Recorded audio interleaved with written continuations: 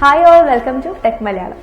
ലോകത്തെ ഏറ്റവും കൂടുതൽ ആളുകൾ ഉപയോഗിക്കുന്ന ഒരു സോഷ്യൽ മീഡിയ നെറ്റ്വർക്കാണ് ഫേസ്ബുക്ക്. 2003 ജൂലൈയിലാണ് ഫേസ് മാഷ് എന്ന പേരിലായിരുന്നു ആദ്യമായിട്ട് ഇത് ലോഞ്ച് ചെയ്തത്. പിന്നീട് അത് 2004 ഫെബ്രുവരി 4 ദ ഫേസ്ബുക്ക് എന്ന പേരിലേക്ക് മാറ്റി. പിന്നീടാണ് അത് ഫേസ്ബുക്ക് എന്ന പേരിൽ അറിയപ്പെടുന്നത്. ഹവാർഡ് യൂണിവേഴ്സിറ്റിയിലെ സ്റ്റുഡൻസ് ആയ മാർക്ക് സുക്കർബർഗും അതുപോലെ അദ്ദേഹത്തിന്റെ കുറച്ച് ഫ്രണ്ട്സും കൂടെ ചേർന്നിട്ടാണ് ഫേസ്ബുക്കിന്റെ ഈ ഒരു വെബ്സൈറ്റ് ആരംഭിച്ചത്.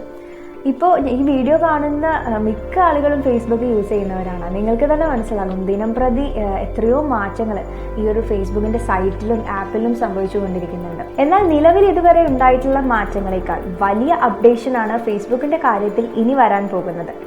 ഫേസ്ബുക്ക് യൂസേഴ്സിന് മനസ്സുകൊണ്ട് ടൈപ്പ് ചെയ്യാൻ സഹായിക്കുന്ന ബ്രെയിൻ കമ്പ്യൂട്ടർ ഓഗ്മെന്റ് റിയാലിറ്റി എന്ന ഉപകരണം വികസിപ്പിക്കുന്നു എന്നതാണ് റിപ്പോർട്ട്. 2017 നടന്ന F8 ഡെവലപ്പർ കോൺഫറൻസിലാണ് ഫേസ്ബുക്ക് അവരുടെ ഈ ഒരു ബ്രെയിൻ കമ്പ്യൂട്ടർ ഇന്റർഫേസ് പദ്ധതിക്ക് തുടക്കം കുറിച്ചത്. ഈ ഒരു ഉപകരണം തലയിൽ ധരിച്ചു കഴിഞ്ഞാൽ മനസ്സിൽ സംസാരിച്ചുകൊണ്ട് നമുക്ക് ടൈപ്പ് ചെയ്യാൻ സഹായിക്കും. കാലിഫോർണിയ, സാൻ ഫ്രാൻസിസ്കോ എന്നീ യൂണിവേഴ്സിറ്റിയിലെ കുറച്ച് ഗവേഷകരുടെ സഹായത്തോടെയാണ് ഫേസ്ബുക്ക് ഈ ഒരു ബ്രെയിൻ കമ്പ്യൂട്ടർ ഇന്റർഫേസ് വികസിപ്പിച്ചെടുത്തത്.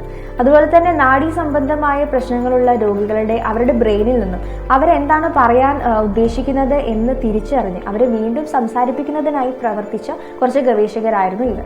ബ്രെയിനിൽ നിന്നും രൂപപ്പെടുന്ന ചെറിയ വേർഡ്സ് ഒക്കെ ഡീകോഡ് ചെയ്യാനാണ് ഫേസ്ബുക്ക് ഡെവലപ്പ് ചെയ്ത അൽഗോരിതത്തിന് നിലവിൽ സാധിച്ചിട്ടുള്ളത്.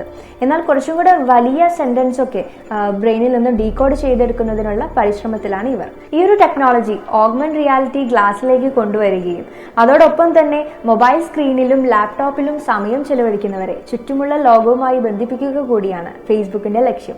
ഓഗ്മെന്റ് റിയാലിറ്റി, വെർച്വൽ റിയാലിറ്റി എന്നീ സാങ്കേതിക വിദ്യകളെ സംയോജിപ്പിച്ച് ലോകത്തോട് നമ്മൾ ഇടപെടുന്ന രീതിക്ക് ഒരു വിപ്ലവം സൃഷ്ടിക്കാൻ ഇതിന് കഴിയുമെന്നാണ് പറയുന്നത്. അതുപോലെ തന്നെ നമ്മുടെ ബ്രെയിനിനെ ഒരു കമ്പ്യൂട്ടറുമായി ബന്ധിപ്പിക്കുന്നതിനുള്ള ഒരു ടെക്നോളജി ഇലോൺ മസ്ക് കൊണ്ടുവന്നിരുന്നു.